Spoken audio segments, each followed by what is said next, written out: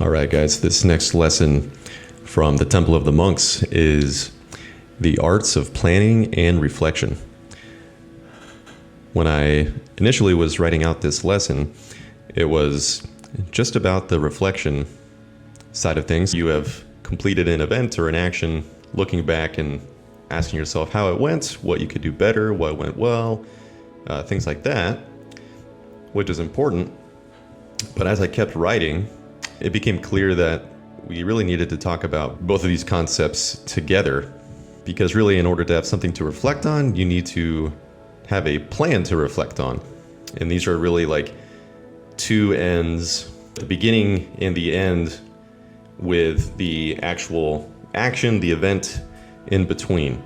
And we're going to dive into how all three of these phases are connected and why each phase is so important. And it's so important to not just be stuck in the execution phase of having a plan or looking back and thinking about how it went and seeing how we can do better. So there's three distinct phases of any action that we take, any event, any process that happens. And that's the plan, execute, reflect cycle. And unfortunately, all too often, we are stuck in the execute phase. We're feeling busy, or we are busy, we're trying to get lots of things done, we're doing lots of stuff, and we want to feel productive, so we want to cross a bunch of things off our to-do list.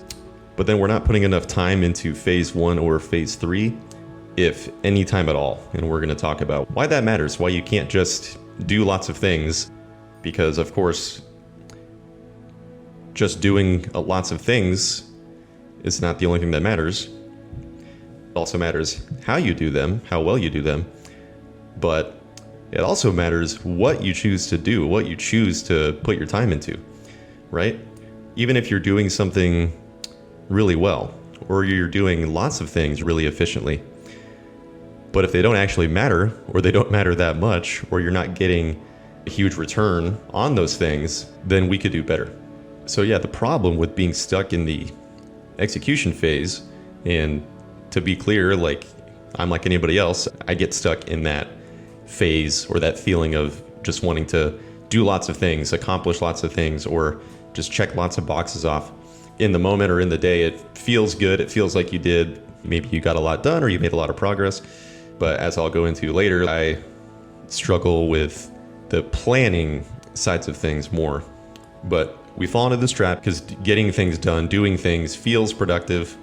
But again, without planning first, without thinking things through a little bit first, we never take the time to ask, is this really the best way to go about doing this, to go about getting this outcome that I want, achieving this goal, whatever it is? And without reflection, we never ask, how did that plan actually go? What went well? What can I improve next time?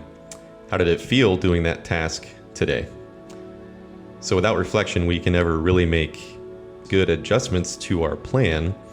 We might not even realize that you can change your plan. You don't have to get it perfect the first time. It's not set in stone. And that stuff we'll go into more in depth in a little bit here. So really, yeah, we're missing out on opportunities if we're not doing this complete cycle of action. We're missing out on opportunities to do things better, to do things more efficiently, do things more effectively, or change the things we're doing so that they are more effective, they're more meaningful, and so that we can make improvements more rapidly. If you can improve a process, then you can improve it even more, even faster, right? It's like a flywheel. It's a positive flywheel. It's a compounding effect. Whereas if we don't do any of this stuff at all, then we stay at the same rate of progress or even stagnation. So let's dive into the first phase, the planning phase. And the planning phase, you can also just think of it as the thinking phase. It doesn't always mean that you have to write down a 10-year plan, or even writing things down is, of course, very good, especially if it is a little more in depth and you need to be able to refer to it and remember things. But even just taking a couple minutes to think and plan in your head first before doing something is going to help a lot, versus totally just winging it and not having any plan at all. A good example of this, using both of those to good effect, would be it's great if you have a workout program in place, like you already know, pretty much exactly what you're going to do the day of. That takes a lot of planning and thinking off your shoulders. It's already done in advance. That's very good. But it's also better even if you don't have that plan. If driving to the gym, or you're walking to your apartment complex gym, you're walking downstairs or into a different room to work out, or you're just getting ready for your workout, even taking 1 to 2 minutes to think about what you're going to do before you get into phase 2, before you're in the execution phase, before you're picking your weights up and being like, oh, what am I going to do with these? Even just taking a couple minutes to plan that out, pull your phone out and write some notes of what you're going to do. Even just like thinking it through your head and then doing it. That's going to do so much more for you than being like, I'll figure it out when I get there. And then there's lots of problems with that. There's no way that you can't plan and execute very well at the same time. Like, you're going to do both of those things worse if you're trying to do them at the exact same time. But we're also going to revert to some baser instincts, be more impulsive, do things we feel like doing, try to stay a little more comfortable. Like, you might, in the workout scenario, you might end up just reverting back to, like, I'm comfortable with that machine, I'll do that. And I'm like, oh, I'll just go on the treadmill. And then you can fall into this going through the motions or just doing the same thing, the same comfortable things over and over again. But you also haven't even asked if those are effective. You haven't looked back and seen how did it go before. It's just not going to work out very well. Now, we are going to talk about, you do have to adapt while you're doing the thing, while you're in phase 2, while you're actually executing. We'll talk a bit more in detail about that. And this quote basically encapsulates that. And so I really like this quote from Dwight D. Eisenhower. Of course, he was a president. He was also a 5-star general. Let it sink in a little bit when you read this. No battle was ever won according to plan, but no battle was ever won without one. So what does that mean? And when I first came across this and thought about it a little bit, processed it, it helped me out a lot, actually. Changed the way I thought about planning things.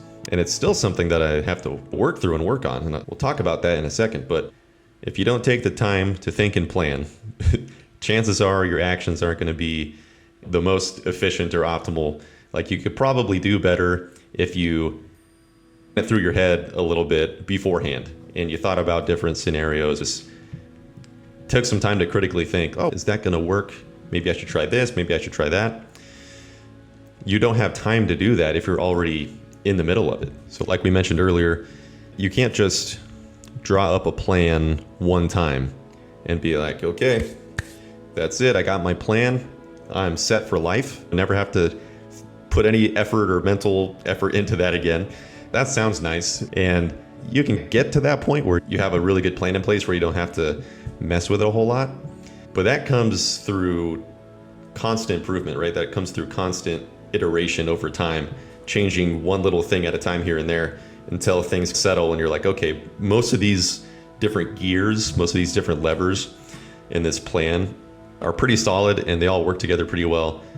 Now I don't really need to change much, and really now I'm just experimenting and seeing if I can make any improvements by tweaking things, but I don't really need to.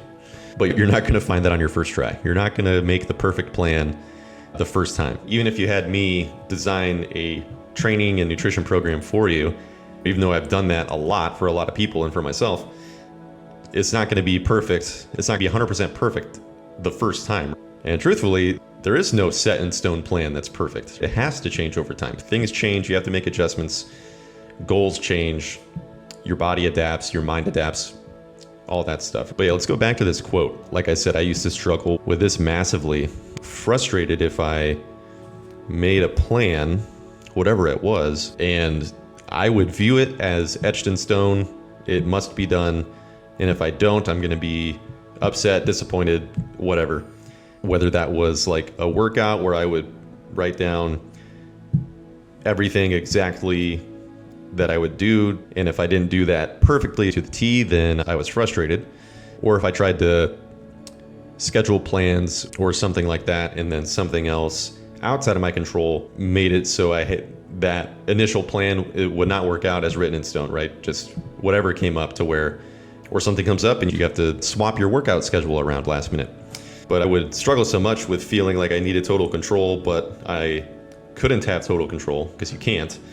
So then I was like, what's the point of coming up with a plan if I'm not 100% certain that I can execute it exactly as it was written? And then making a common logical flaw that we make as humans is thinking in black and white. I was like, what's the point of this? I'm just not going to plan anything. I'm just going to wing everything. And I'm just going to figure it out in the moment on the fly. And that's not the best way to go about doing things. Now, there is value, there is merit to being able to figure out things on the fly and being able to improvise, being able to think quickly and trusting your gut. That's important stuff, but why would you not combine both of those skills? Why would you not combine having a really well thought out plan in place and also be really good at making those in the moment decisions and changes on the fly? So like I said, with the pulling your phone out 2 minutes before your workout and typing up the stuff you're going to do, how that is better than having no plan, right? Any plan is better than no plan. Giving yourself a little bit of time to think in advance before the time comes to go into phase 2 and execute, it's going to help you find potential solutions and think things through a little bit. And typically also, if you take some time to think ahead and think things through, it can help you get actually a little more excited to do the thing. But you can't do this in the moment, right? You can't really plan stuff. You can make quick adjustments, but you can't be in planning mode and execution mode at the same time. So really at that point, you're just going to go into survival mode. You're going into those more impulsive decisions, more comfortable decisions, that kind of thing. And if we think about that, the fact that a plan is meant to be adjusted and you should not expect to go into a battle, go into a whatever it is, a workout, a nutrition plan, a presentation. Actually, so I was like, that's not going to work. I'm recording this art of planning and reflecting, and I did not plan to the best because I test very well first to make sure that the recording was recording properly. And then I did reflect. I was like, that is incredibly frustrating. I could have been really mad, but it was just so funny and on the nose that I just couldn't help but laugh. So we're redoing it again. I have learned to let the pressure off a little bit. You don't need to get things right. You don't need to get things anywhere near perfect the first time. But you can take so much pressure off yourself. This doesn't have to be the miracle, the winner, the thing that you just knock out of the park right away. And if you can actually go into it not expecting that, if you can go into it thinking, okay, I got like a quick and dirty plan put together. I'm not going to get stuck in the planning phase. I'm not going to get stuck in tutorial hell where I'm just taking in information and watching tutorials but never actually doing anything. You don't want to get stuck in that. You don't want to get stuck in any one phase. But you get a quick and dirty plan in place first off so that you can just get to the action phase quickly, because you need to test the plan. You can't just have a plan and never do anything with it. Making the plan is fun. It sounds exciting. It's not that hard to do, but then to actually get to the boring work day to day of actually doing it, that's where it gets harder. But yeah, we need to quickly get to the execution phase so we can test it. And we don't have to get it right the first time. But we obviously want to do things better. So that's where the third phase, reflection, comes into play. No battle is won according to plan, because we have to observe and reflect how things went, make adjustments, and then try again. So we're going to dive more into detail on the reflection phase next year.